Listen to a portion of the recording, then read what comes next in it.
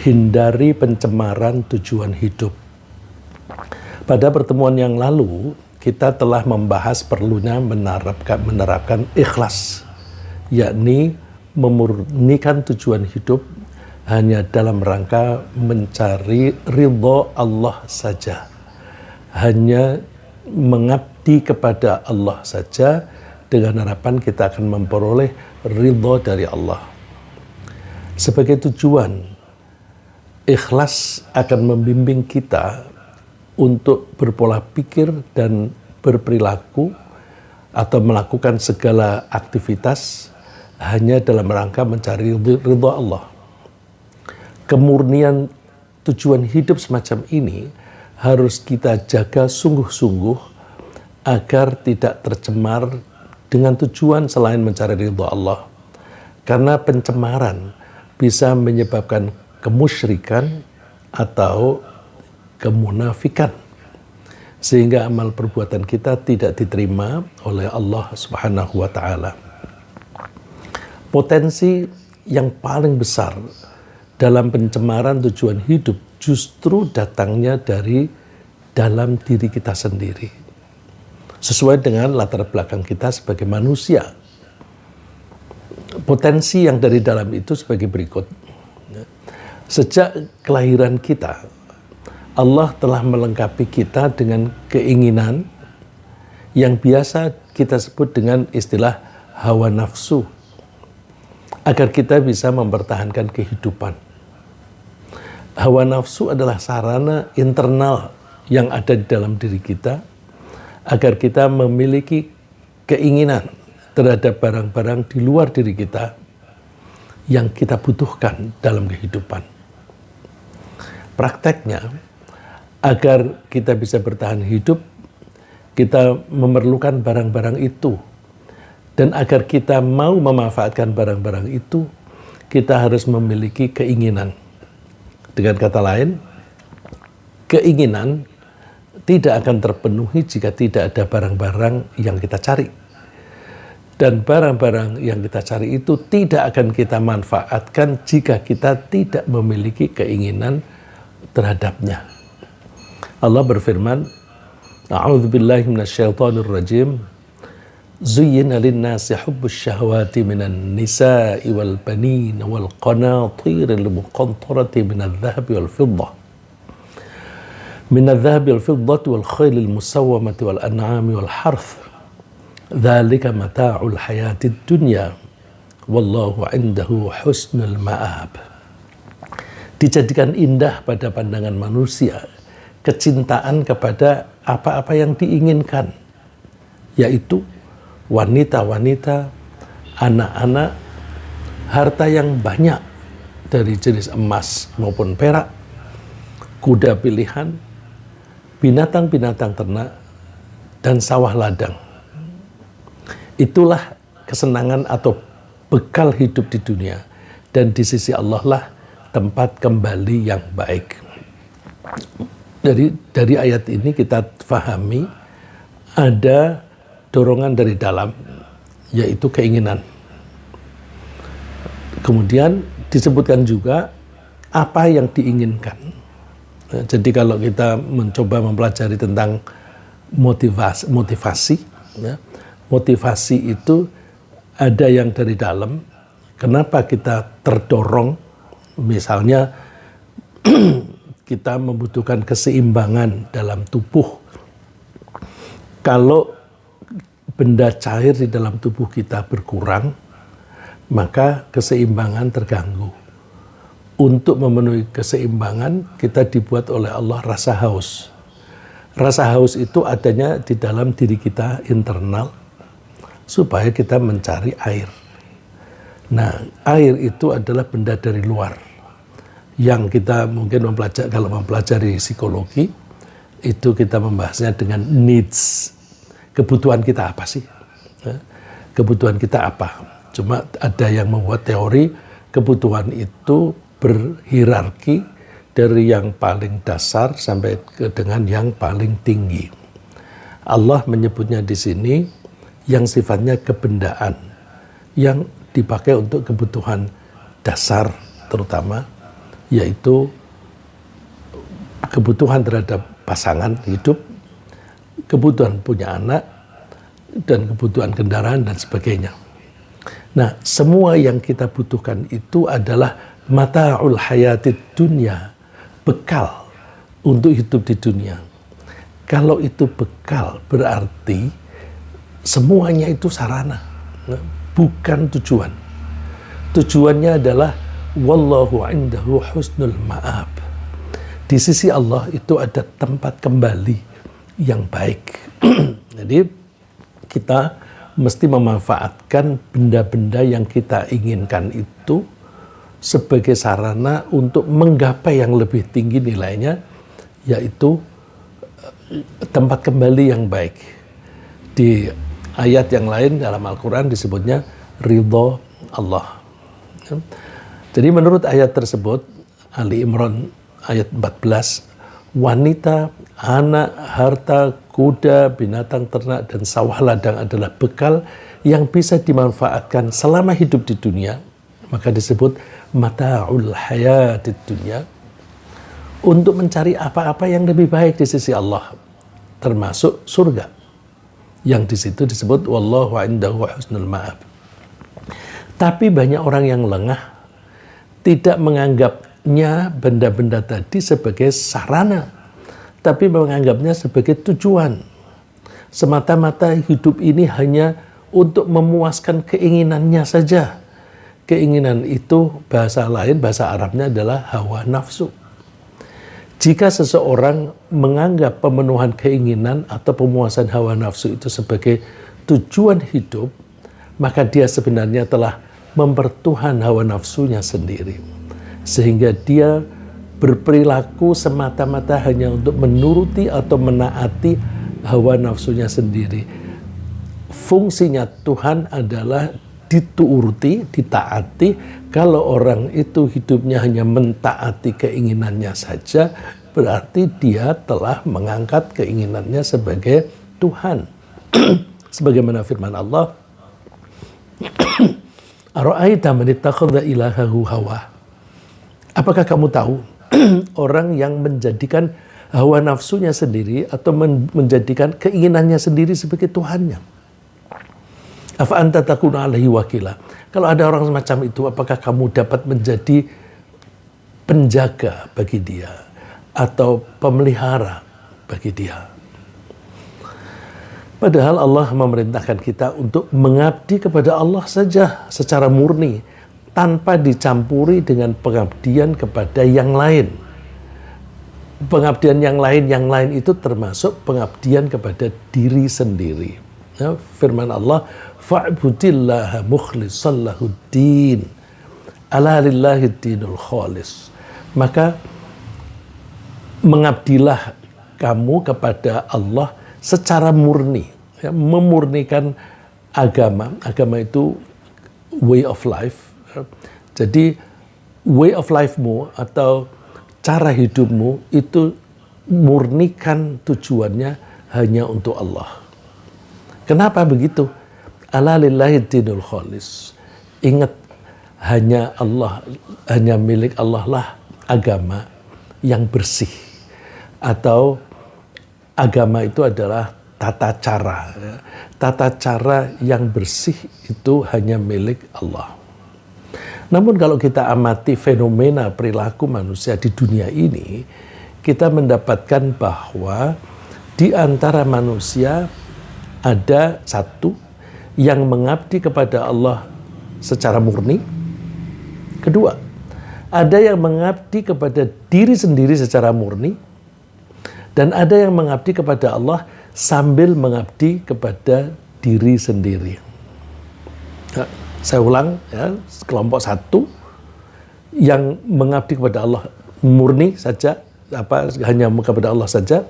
Yang kedua, mengabdi kepada diri sendiri saja. Yang ketiga, mengabdi kepada Allah sambil mengabdi kepada diri sendiri.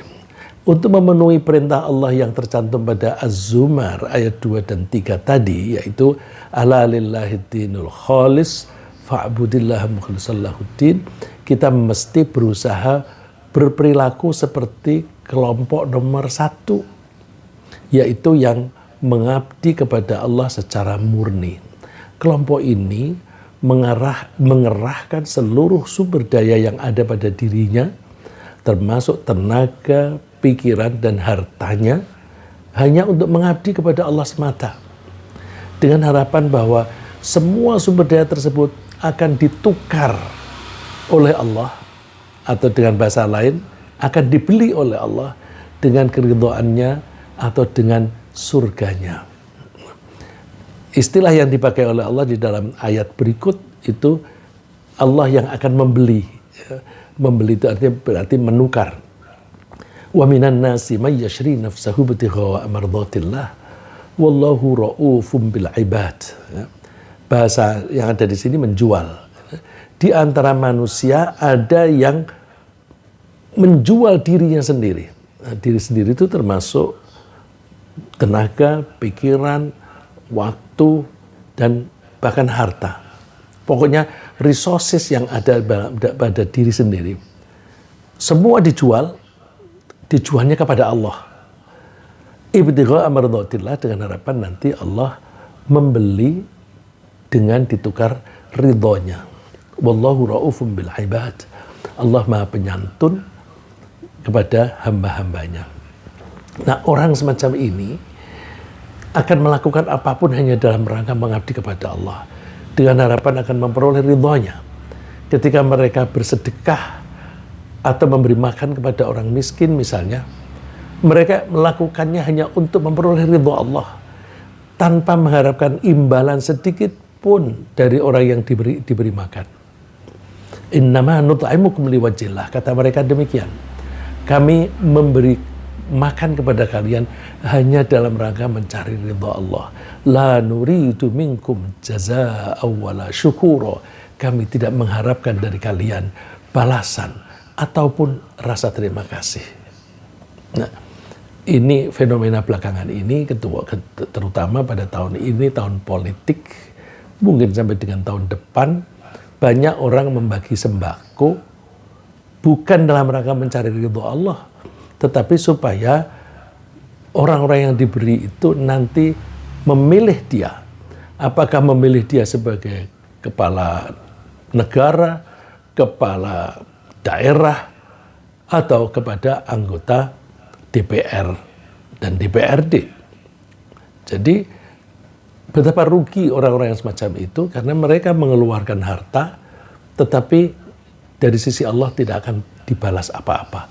Mereka tidak akan mendapatkan ridho Allah.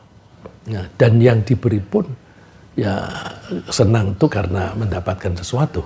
Nah, tapi bukan itu yang kita cari. Ya. Yang kita cari adalah kalau kita memberi semata-mata hanya karena mengharapkan ridho Allah saja, tidak ada keinginan untuk mendapatkan terima kasih. Terima kasih saja tidak. Apalagi keinginan untuk mereka memvote atau mencoblos, memilih kita sebagai kepala daerah, kepala negara, atau anggota parlemen. Terus inilah yang kita cari, kelompok kita, mudah-mudahan kita menjadi kelompok nomor 1. Kita hindari karakter kelompok nomor 2, yaitu mereka yang mengabdi kepada diri sendiri secara murni. Yang berarti bahwa dia berperilaku hanya untuk memuaskan keinginannya sendiri. Yang mungkin orang Jakarta mengatakan orang semacam ini orang yang perilakunya itu semau gue, semau aku. Karena dia melakukan apapun hanya dalam rangka mentaati keinginan atau hawa nafsunya sendiri, maka dia berarti mempertuhan hawa nafsunya sendiri. Seperti firman Allah, balit taba'alladzina zalamu ahwa'ahum bighairi ilm. Tapi orang-orang yang zalim itu mengikuti hawa nafsunya sendiri tanpa ilmu pengetahuan. Jadi orang semacam itu biasanya malas mikir, malas belajar, atau kalau dinasehati juga tidak peduli, pokoknya yang penting mereka akan berperilaku seperti yang mereka inginkan. Mereka cenderung menghabiskan umurnya untuk mencari dan menikmati kesenangan saja, termasuk makan-makan enak. Nah, perilaku mereka ini sama persis dengan binatang ternak, sebagaimana yang difirmankan Allah, walladzina kafaru yatamatta'una wa ya'kuluna kama ta'kulul an'am. Orang-orang kafir itu hidupnya hanya bersenang-senang dan makan-makan seperti binatang ternak. Karena mereka menurunkan martabat mereka, sebenarnya mereka itu manusia yang diberi akal, yang bisa hidup dengan cara yang lebih mulia. Mereka memilih perilaku yang seperti binatang. Karena itu mereka menjerumuskan sendiri, wannaru mathwal lahum. Nerakalah tempat kembali mereka kelak. Bagaimana dengan kelompok ketiga? Kita juga menghindari karakter kelompok nomor 3, yaitu mereka yang mengabdi kepada Allah sambil mengabdi pada diri sendiri. Ini banyak sekali, ya. Yang orang yang termasuk kriteria ini banyak sekali. Kita seringkali tidak sengaja, ya. Saya ulang, mereka itu mengabdi kepada Allah sambil mengabdi pada diri sendiri. Saya kasih contoh. Mereka puasa Senin Kemis, terus mereka kepingin mendapatkan pahala dari Allah. Kalau menginginkan pahala dari Allah itu sama dengan mengharapkan ridho dari Allah. Tapi sambil supaya badannya kurus. Jadi puasa tujuannya 2. 1, untuk mendapatkan pahala. 2, supaya kurus. Mendapatkan pahala itu berarti mengabdi kepada Allah. Supaya kurus itu kepentingan sendiri. Jadi dia mendua dalam pengabdian kepada Allah dan pada diri sendiri. Dan itu jumlahnya banyak, seperti yang difirmankan oleh Allah, wa ma yu'minu aktsaruhum billahi illa wa hum musyrikun. Dan sebagian besar dari mereka tidaklah beriman kecuali mereka sambil musyrik. Jadi kalau mendua itu musyrik. Maka kita ketika niat, jangan pernah dicampuri dengan kepentingan diri sendiri. Puasa agar tetap sehat, nggak usah. Kalau kita puasa, insya Allah sehat. Ya. Kalau puasa agar tidak gemuk, nggak usah diniati. Gemuk itu tuh by product, hasil sampingan. Kalau kita puasa pasti sehat, ya udah nggak usah mencari sehat. Puasa aja karena Allah. Karena itu sehat atau kurus itu adalah efek samping atau produk sampingan atau disebut byproduct. Ya kalau namanya byproduct kita nggak usah nyari juga dapat. Ya. Nah orang semacam ini yang mendua dalam tujuan itu di satu sisi mencari pahala Allah dan di sisi lain mencari insentif untuk diri sendiri. Ya. Insentif untuk diri sendiri itu bisa bermacam-macam bentuknya. Ya. Misalnya memperoleh kesenangan dalam dipuji oleh orang lain, atau supaya mendapatkan hadiah dari orang lain. Ya. Misalnya membaca Al-Quran, diusahakan membacanya bagus, nanti supaya menjadi juara. Kalau juara nanti mengharapkan bisa dapat hadiah, hadiahnya pergi haji. Jadi hadiahnya pergi haji, tapi itu kan kepentingannya kepentingan untuk diri, bukan haji dalam rangka mengabdi kepada Allah, tapi kesenangan atau hadiahnya puluhan juta. Nah itu berarti dia membaca Al-Quran, mungkin dia karena mencari ridha Allah plus mencari uang. Nggak usah dicampur. Ya. Orang semacam ini juga disebut munafik, karena secara lahiriah dia berperilaku seolah-olah mengabdi kepada Allah, tapi secara batinnya sebenarnya dia mengabdi kepada diri sendiri. Ini memberi kesan bahwa mereka seolah-olah berusaha menipu Allah. Tapi tentu Allah tidak bisa ditipu karena itu. Allah tidak menghargai kegiatan mereka dan tidak memberi mereka pahala. Allah berfirman, innal munafiqina yukhati'una Allah wa huwa khati'uhum. Orang-orang munafik itu berusaha menipu Allah. Nanti Allah akan membalas mereka. Contoh perilaku mereka, wa idza qamu ila sholati qamu kusala yura'unan nas.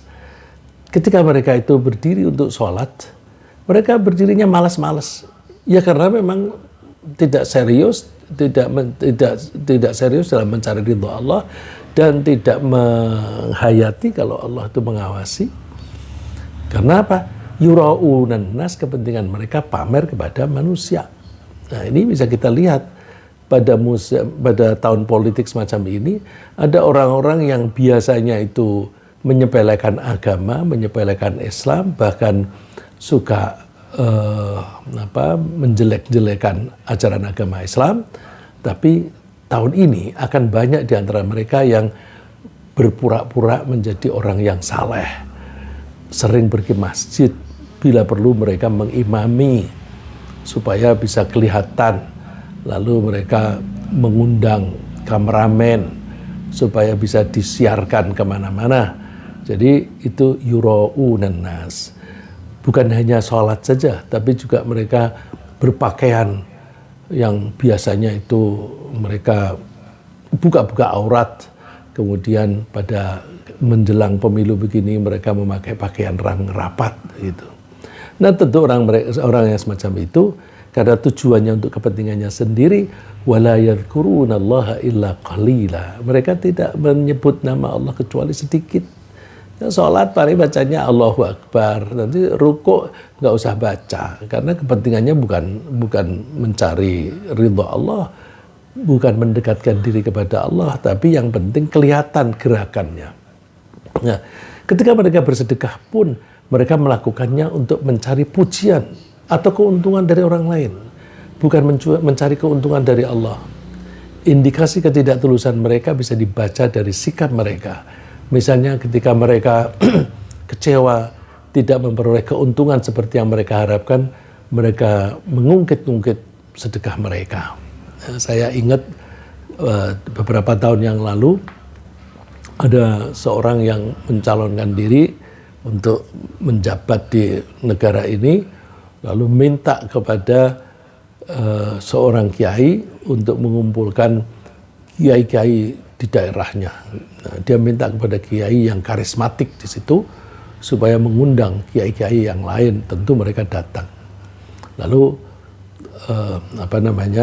dia memberi hadiah kepada orang-orang itu. Terus ternyata dia tidak terpilih. Wow, maki-maki. Ya, saya sebagai wartawan sempat dengar, wah itu penipu itu. Aku memberi hadiah kepada mereka sekian jumlahnya, tapi ternyata mereka tidak memilih aku. Mereka memilih orang-orang yang memberi duit lebih banyak. Itu tuduhannya. Ya. Betul atau tidak kita tidak tahu. Kalau wartawan biasanya hanya mengutip omongan saja, benar atau tidaknya tidak tahu. Nah, kalau toh itu benar, maka dua-duanya salah. Ya, dua-duanya salah. Yang memberi duit ya salah, yang menerima duit juga salah. Ya.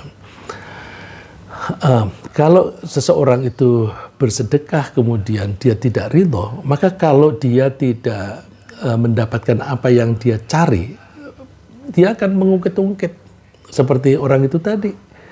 Nah, kalau mengungkit-ungkit, kalau misalnya pada saat itu pun misalnya ikhlas, pahalanya batal, hilang, hangus. Ya, Allah mewanti-wanti, ya ayyuhalladzina amanu la tubtilu shadaqatikum bil manni wal adza.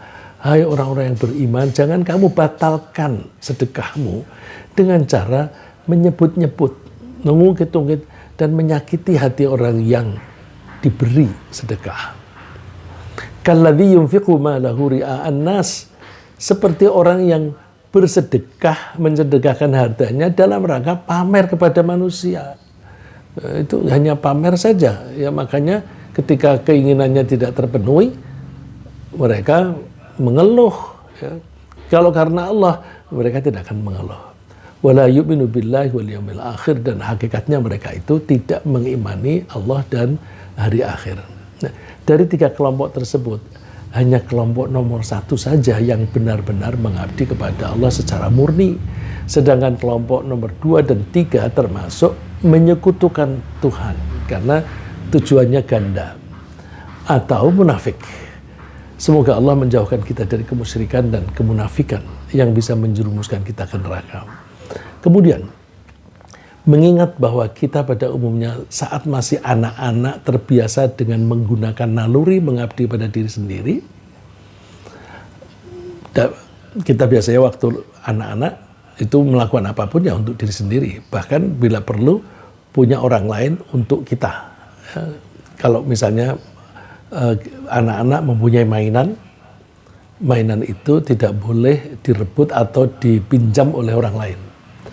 Kalau kemudian ada temannya datang membawa mainan yang menarik, direbut.